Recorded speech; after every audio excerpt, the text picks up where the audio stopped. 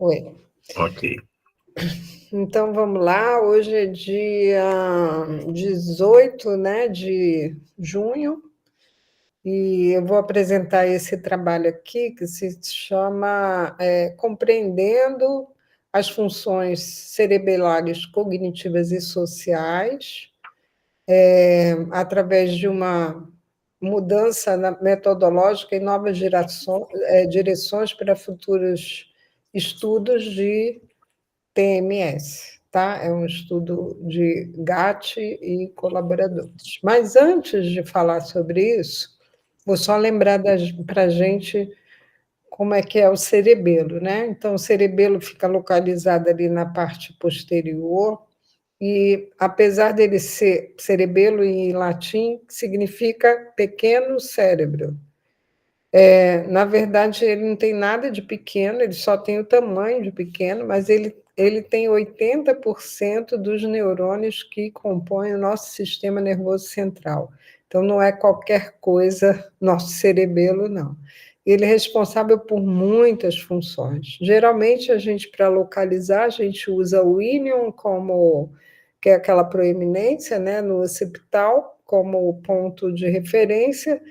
2 centímetros abaixo, a gente encontra o verme, e 5 centímetros para a esquerda, a gente acha geralmente esse lobo posterior, e à direita, o lobo posterior direito.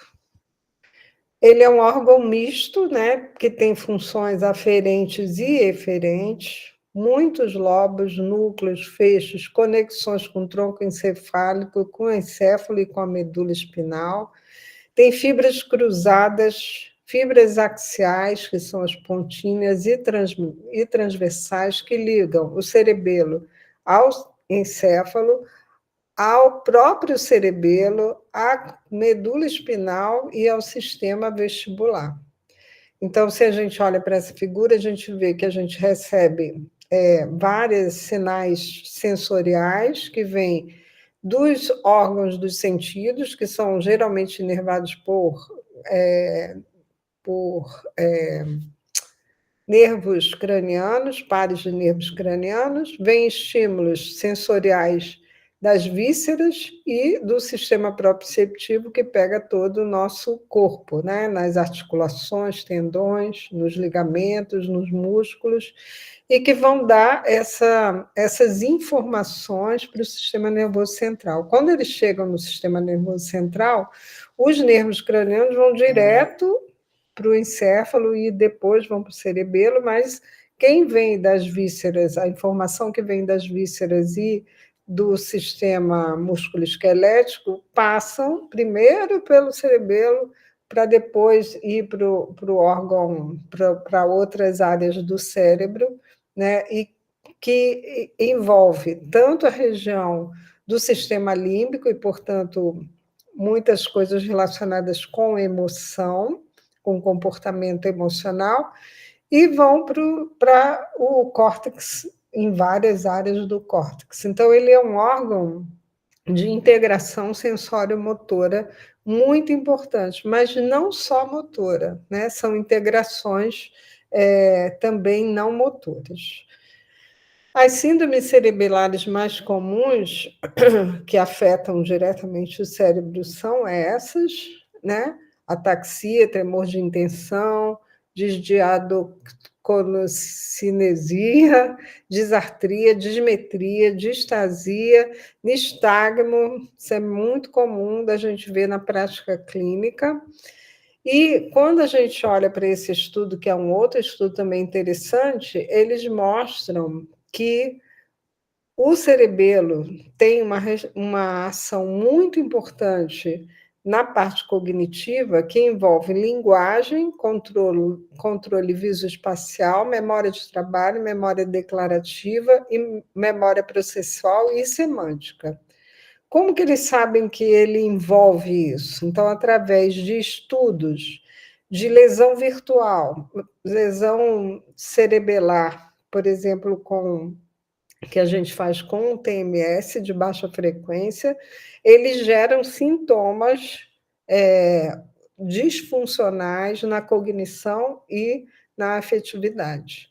Também, quando você usa a RTMS, que é a estimulação repetitiva, com estimulação magnética, e TBS, que é o Theta Burst, você vê respostas nos aspectos cognitivos. Então, às vezes, as pessoas, sem querer, acharam isso, porque estavam tratando, pensando na parte motora, e viram mudar o comportamento cognitivo e emocional.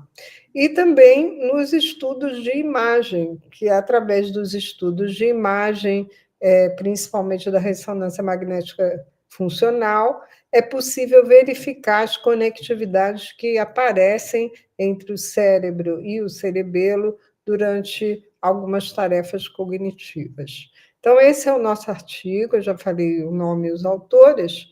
Ele foi publicado na Behavior Science em 2023, que é uma revista que tem fator de impacto de 3,2 e é classificada no Qualis como A1. Então, uma revista de bom impacto. Por que eu achei importante trazer isso aqui? Porque ele abre uma perspectiva, tem poucos estudos, e ele vai esmiuçar um pouco esses estudos para a gente pensar no futuro, né? No futuro do uso da TMS, da estimulação no cerebelo. Então, na introdução desse artigo, ele mostra que o cerebelo é um órgão envolvido com o processamento motor e com o processamento não motor. Que a TMS tem sido usada para investigar o envolvimento do cerebelo nas funções motoras, nas funções cognitivas e sociais em populações saudáveis, usando pulso único e pareado.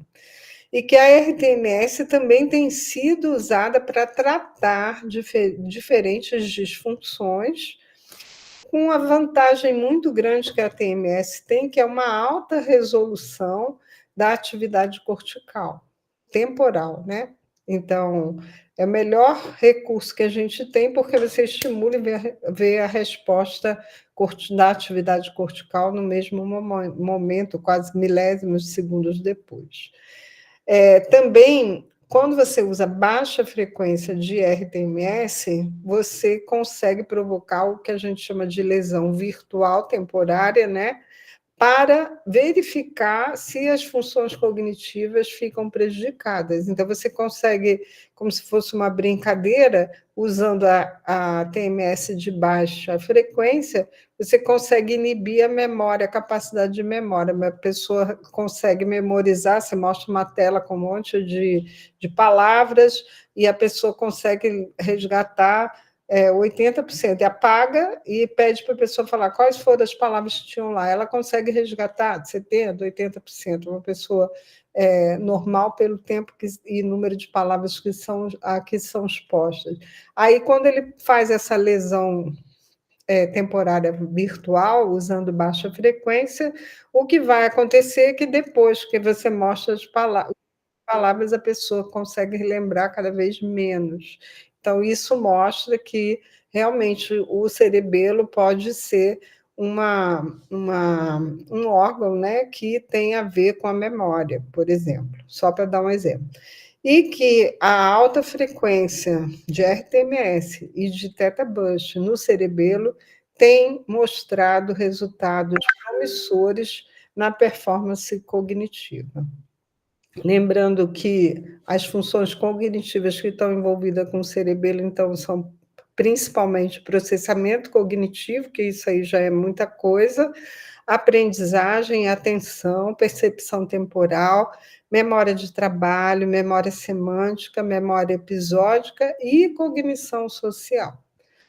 Então, o objetivo desse estudo foi sumarizar as mais recentes evidências das funções não motoras do cerebelo a partir de investigações com a estimulação magnética transcraniana.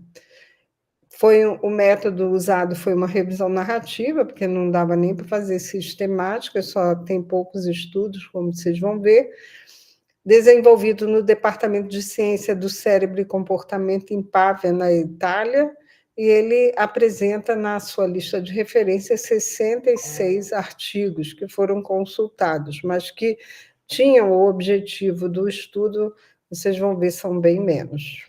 Bom, aí nos resultados eles já vão trabalhando em tópicos, né? Então eles dão a base da TMS cerebelar, a estimulação magnética cerebelar para as funções cognitivas e sociais, os procedimentos metodológicos que a gente tem que tomar cuidado quando usa TMS no cerebelo, e os recentes achados e futuras direções para então fazer a conclusão dele.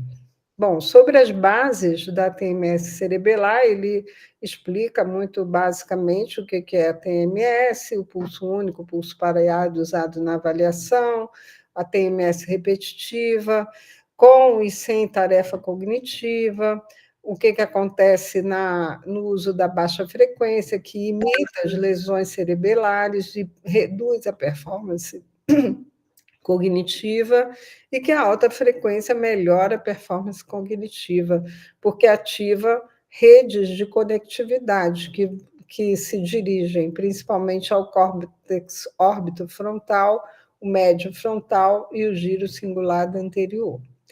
Também ele fala no segundo tópico sobre a estimulação magnética cerebelar para as funções cognitivas e sociais. Então, ele mostra que nos últimos 20 anos já vêm sendo desenvolvidos estudos sobre as contribuições do cerebelo no processamento da aprendizagem e da percepção do tempo, e que uma recente meta-análise demonstrou o crescimento do estudo. Tem um estudo que mostra como está crescendo pensar no cerebelo como um alvo excelente para a gente estar melhorando as funções cognitivas e afetivas. E ele mostra também que a RTMS contribui para aprendizagem, atenção, percepção temporal, memória de trabalho, memória semântica, episódica e cognição social. Mostrando também os loops que acontecem entre o córtex cerebral e o cerebelo e as múltiplas funcionalidades do cerebelo. Depois, nos procedimentos metodológicos, eles chamam a atenção de que as investigações acabam sendo mais na parte posterior do cerebelo, por causa da capacidade de penetração dos estímulos magnéticos, que tem pouca quantidade de penetração direta, né? Então, acaba que fica mais no vermes e nos dois lobos posteriores, né? Que ele fala, uma coisa que ele chamou a atenção, que a gente usa para todas as partes cognitivas, é que quando a gente vai usar como referência, é sempre o limiar motor de repouso, se a gente não tem eletromiografia, né? Vai no visual, mas sempre esse é o padrão que foi estabelecido para a gente dizer qual deve ser a nossa potência, né? Na estimulação. Mas ele diz que o córtex motor e pré-motor são muito diferentes do córtex cerebelar.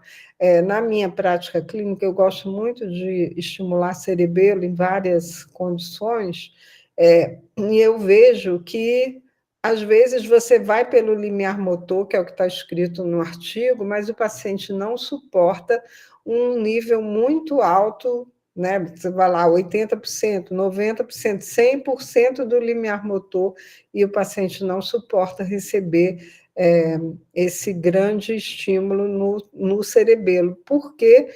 Porque causa desconforto. Muitas vezes é porque você provoca contrações na musculatura do pescoço, e também pode provocar muito fosfeno, né? Porque você está muito perto do córtex visual, e isso pode ser um incômodo que faz o paciente desistir. Então, com o cerebelo, a gente deve levar em consideração a capacidade do paciente de suportar aquele nível de estímulo que o protocolo lá no estudo científico diz. Muitas vezes a gente não consegue, tem que reduzir um pouco. Tem pacientes que não, que é ótimo, ainda fala assim, não, pode ser mais forte, tá bom. aqui, mas a maioria, não vou dizer a maioria, mas tem muitos que preferem que você baixe o nível de estímulo para ele suportar aquela estimulação. E também sobre a escolha da bobina, né, para usar no cerebelo. Tem muita gente que usa bobina cone, duplo cone ou em 8. A gente sabe que a gente pode penetrar mais com as bobinas que são mais arredondadas, né? Conseguimos ser mais profundos, mas às vezes o paciente não suporta aquela estimulação com aquela bobina, fica muito desconfortável, e aí em 8 já é o contrário, é uma bobina que o paciente suporta bem. Então, muitas vezes você escolhe a bobina não porque ela seria ideal em termos de penetração para a gente ativar, mas porque é melhor trabalhar com 100% do limiar motor, se o protocolo diz, com uma bobina em 8, que vai menos, mas consegue ativar, porque a gente vê o efeito na prática, né, tanto da baixa frequência como da alta frequência, então vale a pena talvez usar em 8. Então, isso são coisas práticas que eu achei interessante para a gente, quando estiver escolhendo o protocolo e a bobina que a gente vai usar nos nossos pacientes. E, finalmente, ele apresenta, então, quais são os estudos que já mostraram. Então, vocês veem que o mais antigo é de 2020, depois 2022 e 2023. Então, é uma coisa que está começando cada vez mais a ser usada, que é a estimulação cerebelar para os domínios cognitivos, né?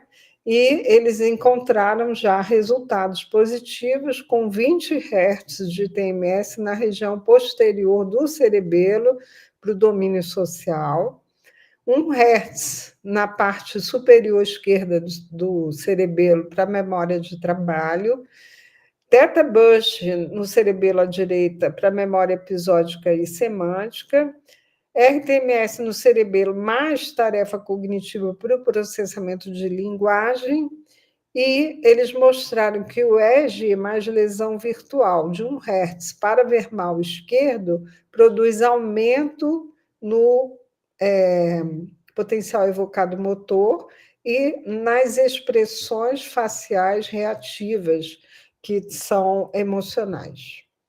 Então, como futuras direções, eles propõem que a gente aprenda a usar, e é um desafio muito grande, a TMS junto com a EEG e com a ressonância magnética funcional, para que a gente possa ter um tratamento mais individualizado, mas a gente sabe que isso ainda vai demorar algum tempo para a gente alcançar.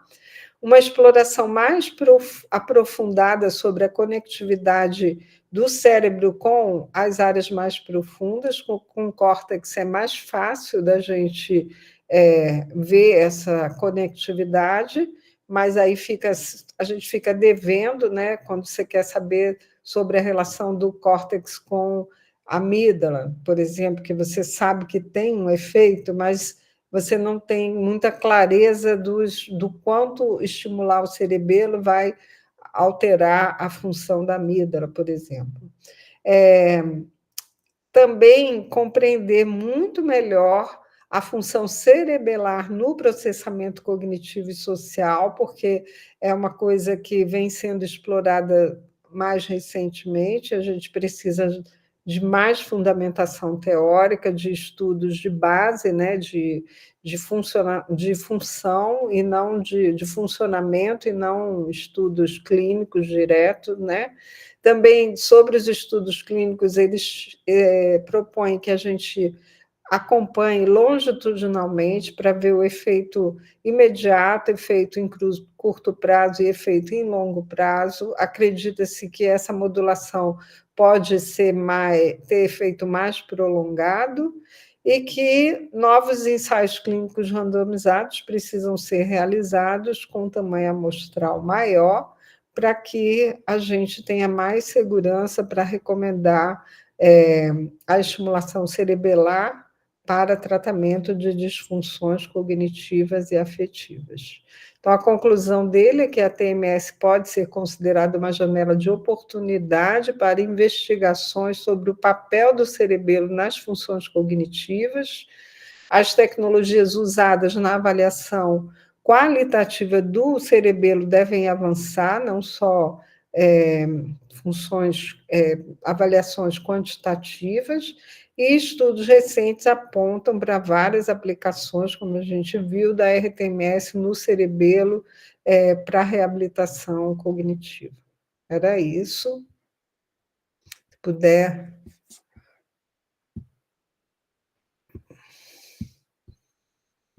Tudo bem? Tudo bem. Oi, doutora Dani, chegou agora, tudo bem? Sim, tudo. Peguei aqui no final, na parte do filé mignon, né? Depois eu quero assistir a gravação. Obrigada, viu, Kátia? Eu até tô com uma paciente que acabou de receber estimulação de TMS em cerebelo por uma degeneração cerebelar, não propriamente estrutural, mas mais funcional. Uhum. A cuidadora tem relatado é que agora, daqui uma semana, ela vai viajar a Buenos Aires, e ela disse assim, meu Deus, esse tratamento que ela fez milagre, porque se fosse um ano atrás, 6 meses atrás, ela ia estar muito ansiosa, assim, e atrapalhada, sem saber como gerenciar, né, a viagem, e ela está tranquila, como se ela nem fosse sair de casa. Então, a própria cuidadora nota a diferença, que não era, vamos dizer, o objetivo-alvo, então, da fisiatra ao propor o protocolo de cerebelo, né? Eu tinha tentado com DCS, teve poucos resultados ali nas primeiras 20 sessões, e daí ela fez um protocolo de 14 sessões de TMS em cerebelo, e teve muito efeito positivo. Nas funções cognitivas, né? Também. Uhum. Mas é também na motora? Muito! Eu sou apaixonada por cerebelo, gente. Eu tenho que confessar que eu tenho visto resultados muito interessantes no cerebelo.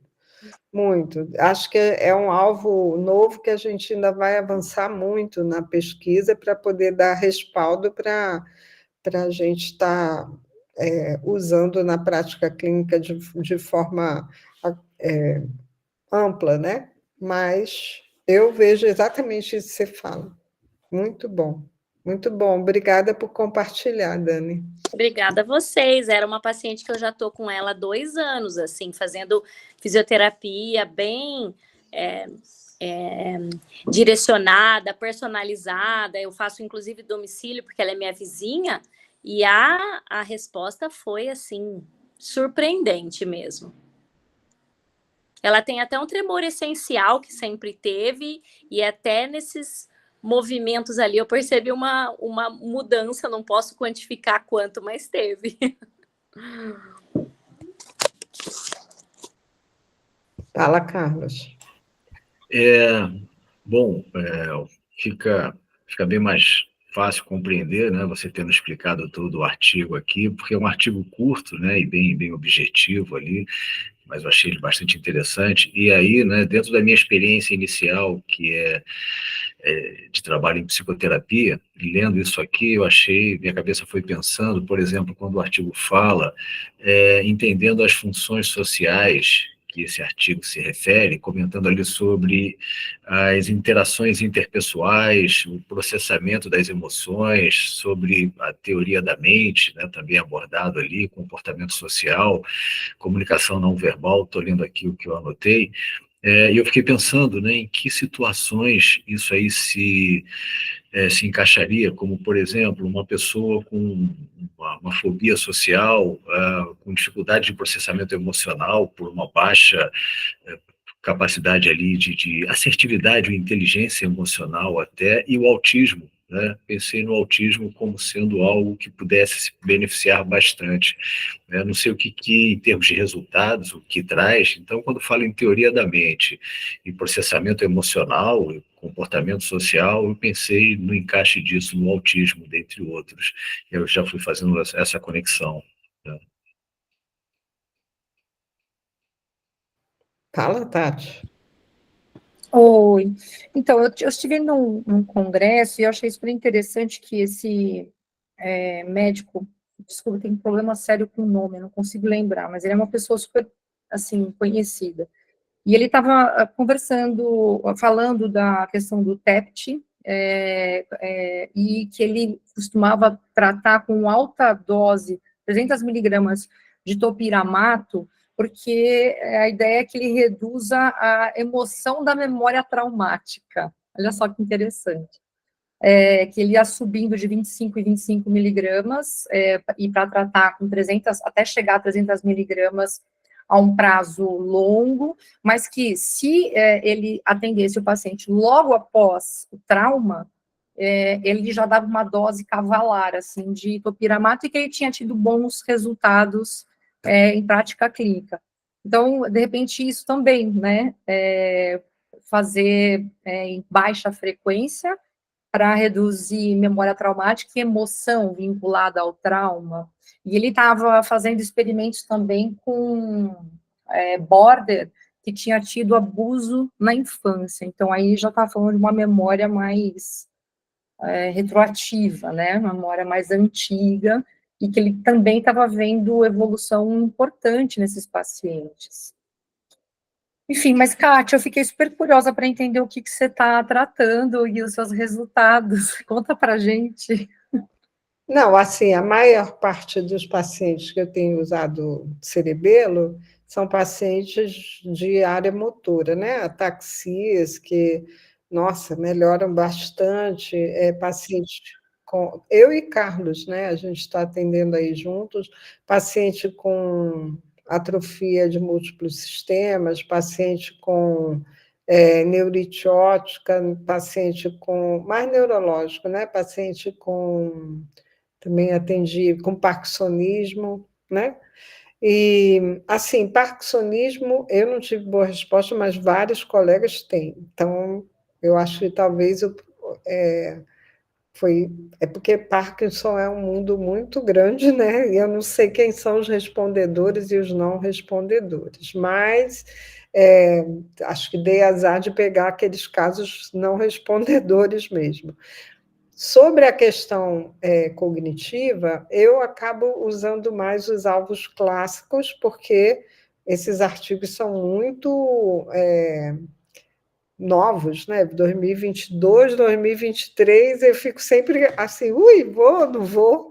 Aí eu acho que sempre eu devo começar pela pesquisa, sabe? Então, ou então por acaso, que nem aconteceu com a Dani, né? Você ter um paciente que você vai tratar a ataxia, por exemplo, os K3 tem muita depressão, ideação suicida, sei lá o quê. Aí você vai tratar SCA é uma classificação, não sei se todo mundo está familiarizado, das ataxias. E aí você está tratando para melhorar o equilíbrio, o seu teste foi de equilíbrio, e o paciente vai e relata que melhorou da depressão, que passou a dormir bem, que, sabe, diminuiu a necessidade de remédio. É um achado que não foi direcionado para aquilo, foi para a ataxia, e ele melhorou uma função cognitiva ou emocional. Outros casos também de pacientes que eu penso que poderíamos tentar, mas aí é no futuro, aí eu acho que a gente tem que começar pela pesquisa, que é o trabalho que o Carlos a gente está fazendo, né, de começar a ver se TAVNS vai funcionar. A gente não sabe, tem um racional teórico, todo um arcabouço teórico que nos dá base para dizer, vamos tentar, ok. Mas não temos evidências ainda para recomendar. Então, como eu atendo paciente particular, aí você recomendar uma coisa que é tão nova, você se sente insegura se você sabe que uma outra já funciona. Agora, para a TEPT, um bom resultado é o córtex pré-frontal dorsolateral direito com alta frequência, né? Então, isso eu acho que se chega alguém com TEPT, eu sempre vou propor aqui, apesar de acreditar que o cerebelo seja um bom alvo, mas acho que a gente precisa de mais respaldo científico. De todo modo, eu acho que estudar esses artigos assim com coisas inovadoras é muito interessante, até para abrir perguntas de investigação que ajudem a desenvolver novos projetos de pesquisa, né? Não sei se eu respondi e tal, mas por aí. Eu acho que você estava, né, quando você comenta aqui, tratando de uma disfunção motora, a observação de melhora aí na depressão, acho que isso me levou lá de novo no artigo, quando ele fala de limitações. Eu não soube entender muito isso, mas a possibilidade de, me corrija se meu entendimento foi enganado, no cerebelo, a necessidade de um aprofundamento maior para que se atinja áreas ali também, e ele comenta spread, eu acho que é uma expansão maior dos estímulos, algo assim, está na parte de limitações. Será que o que eu estou falando faz sentido aqui? Eu acho que sim, Carlos, eu acho que é exatamente por aí. O cerebelo, a gente vai pegar aqueles dois lóbulos posteriores e o vermes, né? Forçando assim, a gente vê que ele vai, mas ele chega no verme mesmo. Só que eu entendo que como o cerebelo tem altíssima conectividade, se você pegar a pontinha aqui, você acaba atingindo muitas outras regiões. Então, eu acho que o cerebelo é até o melhor alvo, graças a essa quantidade enorme de conectividade que ele tem com o sistema límbico, com o pré-motor, com o parietal, com o temporal, com o tronco cerebral, com a medula espinal, com o próprio cerebelo, ele tem muitas conexões com outras partes do cerebelo. Então, ainda que você pegue só a pontinha do cerebelo, ele tem um alcance grande de resposta por isso, entendeu? Inclusive com os núcleos vestibulares, né? E os núcleos Exato. para consciência postural, daí claro que é o que mais a gente conhece, mas essa conectividade dele, tanto da parte sensorial quanto motora, né? Sendo esse ponto, né? Com núcleos da base que controla precisão, né? Esse detalhamento do quanto fazer, inclusive das vias todas extrapiramidais, né? Então é muita gente conversando com o cerebelo, né? Aí você falou também e me lembrei que ainda ele interfere fortemente na liberação de neurotransmissores. Então, você ajuda, pode ter uma resposta, como a Tati falou, né?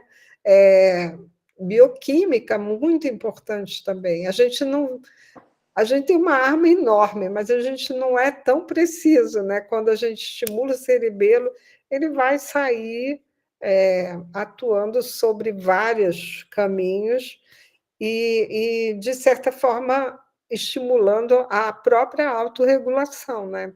Às vezes eu fico sempre na dúvida, assim, a gente fica tentando, esse alvo é para isso, esse alvo é para aquilo, esse alvo é para aquilo outro. Mas será? Ainda tenho dúvida.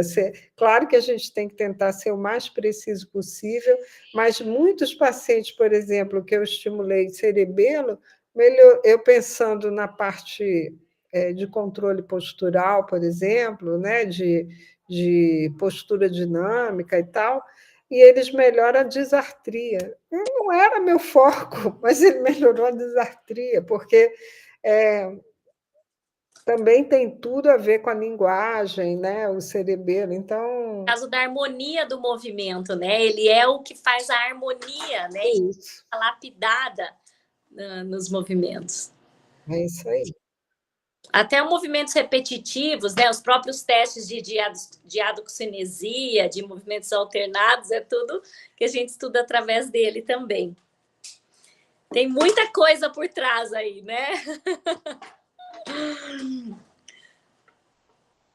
E eu puxando para a área psi aqui, né? De novo aqui, eu estou aqui diante dos estudos aqui desse artigo que mostram já evidências em vários processos cognitivos, como processo de aprendizagem, processo de atenção. Eu fico pensando naquelas crianças lá sendo muito diagnosticadas ali com TDAH ou alguma dificuldade de aprendizagem de alguma forma, sejam elas ali de fato transtornos com marcadores biológicos, ou até mesmo, não sei, elas respondendo simplesmente a excessos de estímulos que a gente sabe que tem hoje em dia, né?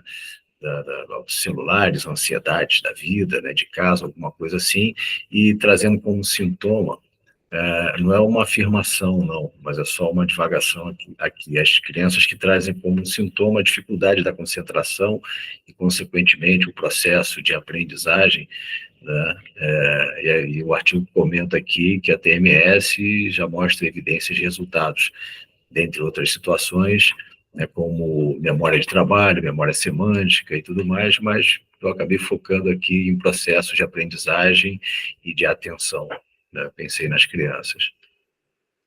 De novo, né, no envelhecimento, porque a memória tem tudo a ver também com demências, que a gente poderia pensar nesse alvo também para demência, para TDAH, para TEA, para muita coisa. Eu realmente acho que o cerebelo é um alvo muito interessante que a gente precisa estudar e compreender cada vez mais como ele pode estar ajudando e comparar com outros estímulos em outras regiões. Mas, às vezes, é tão difícil conseguir fazer um ensaio clínico com uma região que dirá você juntar um número de pacientes e metade vai fazer no cerebelo, metade para ver qual que é melhor, etc. São desafios, né, para a gente conseguir. Agora, a ideia também da lesão virtual é muito interessante para compreender o papel, né, a importância. Então, porque como é uma coisa temporária, você ficar dando estímulo de baixa frequência e ver que a pessoa diminui a capacidade de memória, isso dá uma dica enorme para a gente, que ali pode ser um bom alvo para você fazer o contrário, né? Da alta frequência e, por isso, está conseguindo essas respostas também em memória, em funções cognitivas de uma forma geral. Mas aí, função cognitiva, você entra no universo, né, todas as condições de saúde que envolvem disfunções cognitivas e praticamente é tudo, né? Quando escolher esse alvo em vez de outras... Gente, fiquem à vontade aí. Eu vou calar minha boca, que eu já falei demais hoje. Agora. Ô, Kátia, eu tô com uma dúvida, porque você estava falando, a bobina que foi usada foi a duplo cone, né? Mas a duplo cone, apesar dela ser mais profunda, ela também pega um campo maior, porque ela é uma bobina maior, né? E por ser um cerebelo, um minicérebro, né? Então, mas você Pequenininho. já viu uma bobina duplo cone pequenininha, assim, que eu Tem até para ratinho, né? É, Que eles fazem as minizinhas assim. Então eu fiquei pensando nisso. Acho que teria que talvez pensar aí numa bobina que fosse mais adequada para o cerebelo, para você conseguir pegar regiões mais focais mesmo, né? isso, Anguladinha, para que fosse mais profundo o estímulo. exatamente. É. Eu tenho a parabólica. É ruim, o paciente reclama porque eu sei que ela é mais focal, mais profunda, assim, mas acontece que incomoda. Então, às vezes, eu prefiro usar em 8, sabendo que ela é menos, mas porque o paciente suporta melhor, entendeu? Sim.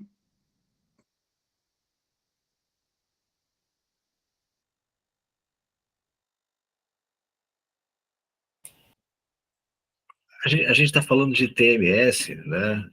E Kátia falou agora há pouco sobre a dificuldade de conduzir estudos, experimentos para isso tudo, e também a gente está falando de um equipamento bem caro, né? Um valor considerável. O TDCS, como é que você acha que, Kátia, entraria ou se encaixaria aí de alguma forma ou não? Até fazer uma comparação entre o TDCS e o TMS. Você acha que o TDCS também traria uma possibilidade aí? É uma ideia, né? Uma ideia mesmo, mas, assim, para ataxias, eu vejo até alguns pacientes respondem melhor a TDCS do que a TMS, para ataxia cerebelar. E é uma coisa mais barata, mais fácil e tal. Mas quando você pensa na função cognitiva, eu não conheço muitos tem só alguns estudos que eu já vi, mas eu nunca usei para melhorar a memória, por exemplo, para melhorar a atenção, para melhorar aprendizagem. Se usa, tem estudos mostrando isso, mas são poucos e eu não tenho experiência. E se alguém tiver, por favor, fale das trocas aí com a gente.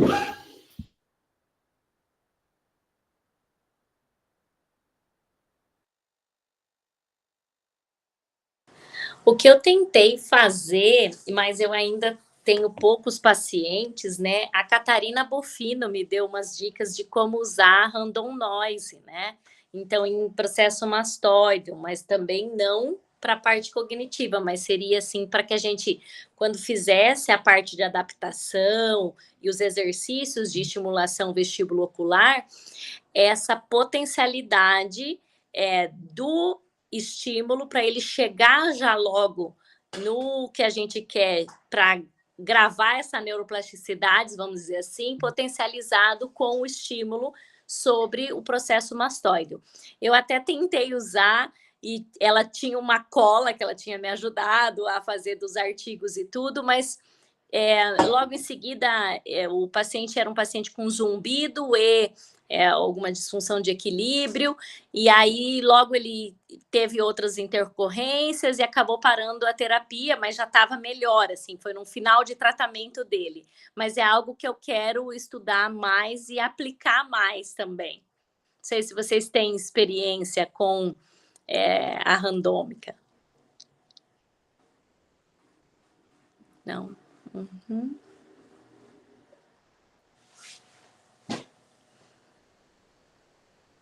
Gente, vocês estão caladinhos aí, podem falar, perguntar, aproveitem que tem gente aqui com experiência aberta para estar trocando, esse espaço é para a gente estar trocando. Foi apresentado um artigo, mas só para estimular que a gente troque mesmo as nossas experiências, nossas ideias, surjam coisas que a gente pode aplicar na clínica, né? A ideia é essa. Ou na pesquisa.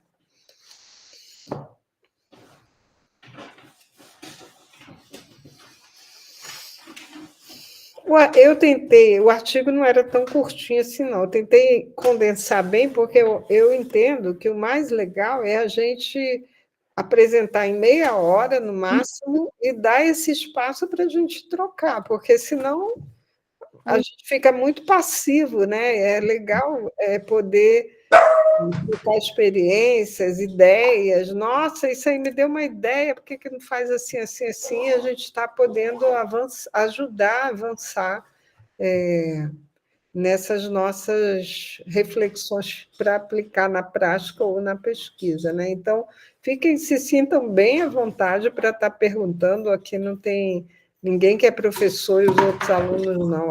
É para a gente aprender juntos. Eu sou nenezinha aí na neuromodulação, mas vou tentando, entre acertos e erros, né? Claro. Eu queria te agradecer, Dani, a sua participação aí hoje está ótima, continue assim. Agora eu vou tentar participar mais ativamente, assim, estou estudando um pouco mais, daí eu me sinto... a Bia, é verdade. Minha menina de 9 anos está aqui do meu lado pintando. Criança não deixa mentir. Ai, gente, Mas eu também estou estudando umas coisas muito doidas. Então, já que eu tenho esse espaço para falar, eu estudo um livro que chama Poder versus Forças, do David Hawkins. E ele fala muito sobre a frequência em hertz em relação aos sentimentos e tudo, né? Então, eu fico pensando se o TMS daqui 10 anos, sei lá, não vai ser mais uma ferramenta dessas, assim, para esses estudos, né, mais transpessoais também, porque a frequência em si, e sabendo da conectividade que acontece a nível, né, da neuroplasticidade cerebral, tem tantas possibilidades, aí minha cabeça fica borbulhando, assim, também com ideias muito cruas, né, e talvez muito não fundamentadas, mas que talvez daqui 20 anos, lá em 2040, eu vou dizer, ai, gente, em 2020 a gente estudava mais ou menos isso e estava engatinhando ainda, né? Modular a frequência cerebral, a gente fala em meditação, a gente fala em música, falam em passes magnéticos, né? Quer dizer, a gente escuta a observação da atenção a essa atuação em vários pontos, né? TMS de uma forma bem científica e objetiva.